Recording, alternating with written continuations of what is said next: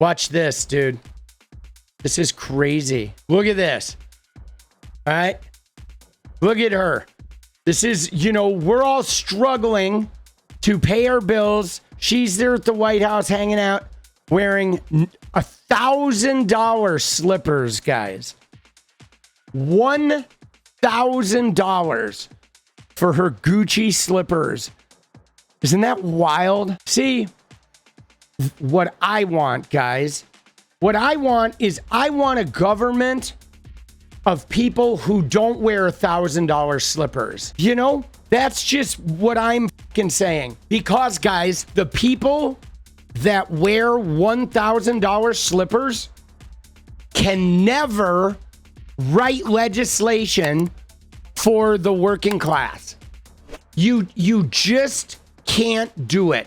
It is not possible for somebody who wears $1,000 slippers to write policy for working class, low income people, because you have no idea how their existence is. You can't relate to it at all. You simply can't. Okay? You cannot.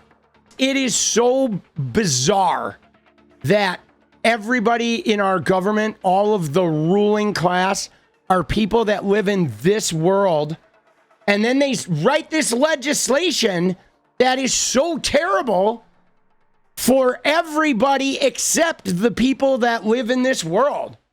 I mean, I'm not super impressed by them. I would venture to guess that they're like super comfortable. That's one thing I will say. I'm not going to knock a lot of this stuff when it starts. You get into these handmade items, they're really comfortable, right? And I don't really have a problem with people that are wealthy like buying this shit. I don't. What I have a problem with is people that are exclusively living in this world, writing the laws that affect us, the working class people. And then when we tell them, hey, you know, those laws you're writing for us are not working. And they're like, you need to shut up and know your place because we're the lawmakers here. And it's like, no.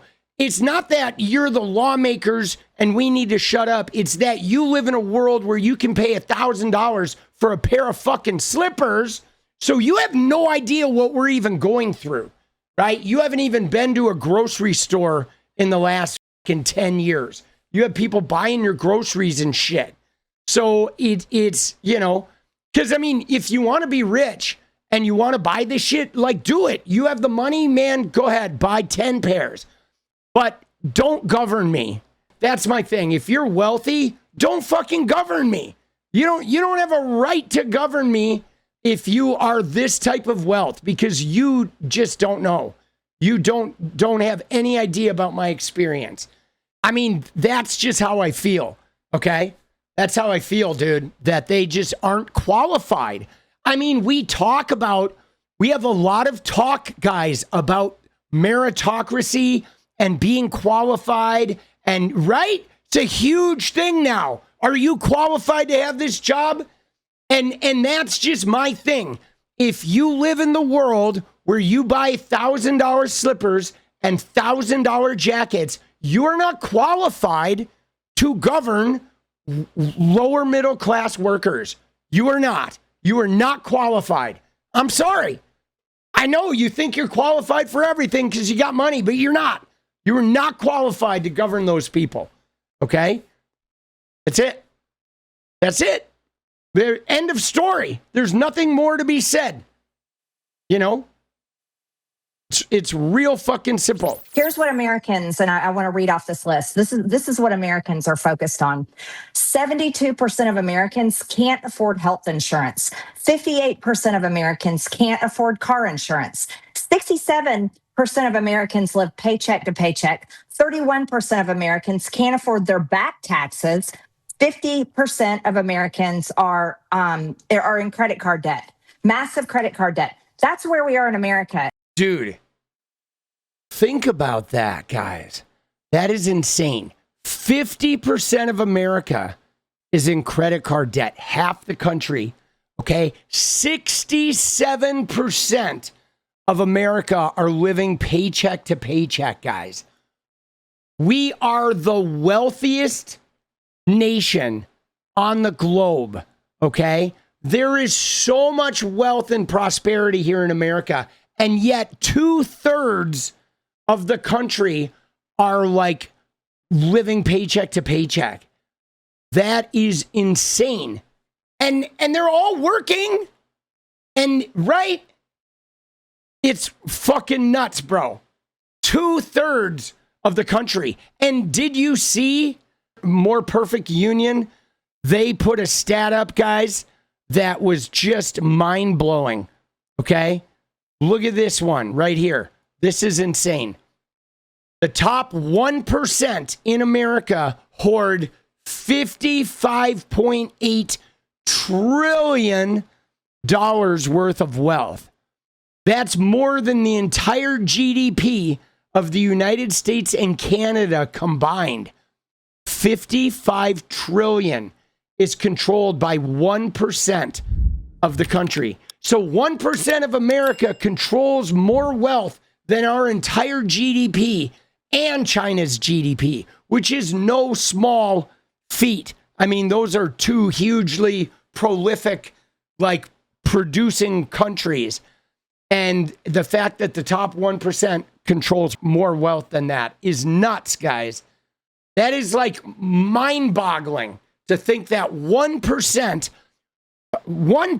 controls 55 trillion in wealth, and then 67% are, if they don't get a next paycheck, they're going to be broke. They're living paycheck to paycheck. Unfucking real, bro.